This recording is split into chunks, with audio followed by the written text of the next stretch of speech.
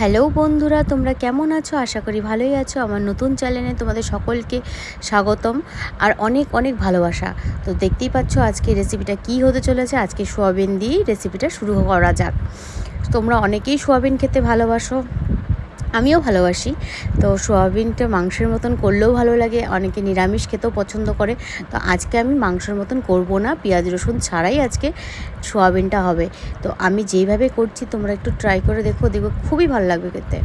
তো আমি সোয়াবিনটাকে প্রথমে একটু ধুয়ে ভালো মতন জল দিয়ে লবণ হলুদ একটু মিষ্টি দিয়ে আমি রেখেছি সিদ্ধ করতে।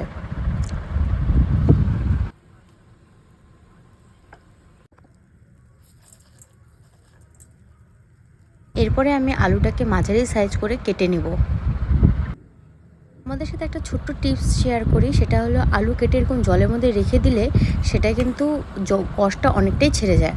তো এইদিকে গল্প করতে করতে চলো এবার দেখে নেওয়া যায় মশলা করতে আমার কী কী লাগছে। আদা লাগছে, মগজ লাগছে, একটা বড় সাইজের টমেটো লাগছে, আর এদিকে আমি একটু খোলা তাওয়াতে মানে তেল ছাড়া আর কি এগুলা মশলা, ধনে, একটু তেজপাতা, গরম মশলা, শুকনো লঙ্কা, জিরা একটু খোলা তাওয়ায় আমি ভেজে নেব।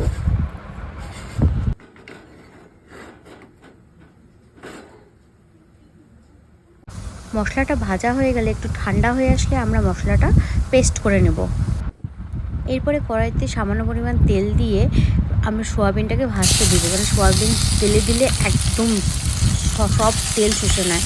এই জন্য একটু যতটা পরিমাণ দরকার ততটা পরিমাণ ভেজে নেব তেল দিয়ে। এরপরে আরেকটু তেল দিয়ে সেটার মধ্যে আলু ভাজতে দেব। আলুটা আমি একবারেই মশলার সাথে ভেজে নেব। হালকা ভাজা হয়ে আসলে আমি যে মশলাটা করে রেখেছিলাম ওই মশলাটা দিয়ে দেবো। ওই মশলাটা দিয়ে ভালো মতন কষিয়ে নেব। কষিয়ে নিয়ে তারপরে যে ভেজে রাখা সোয়াবিনগুলো আছে ওগুলোকে আমি দিয়ে আরও ভালো মতন কষাবো। কষিয়ে তারপর আমি এখানে আরেকটা জিনিস আমি গরম জল করতে বসিয়ে দিয়েছি।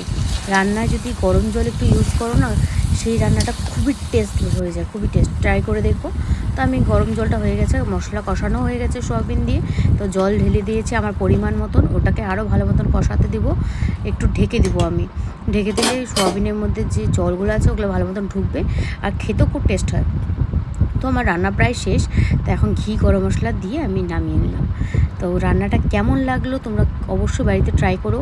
তো ভালো লাগলে আমাকে জানিও কমেন্টে। আর তোমরা যদি কোনো রান্না দেখতে চাও তাহলে আমাকে জানিও কীরকম টাইপের রান্না তোমরা পছন্দ করো, আমাকে জানিও, আমি তোমাদের সাথে শেয়ার করব। তো শেয়ার করে দিও ভিডিওটা।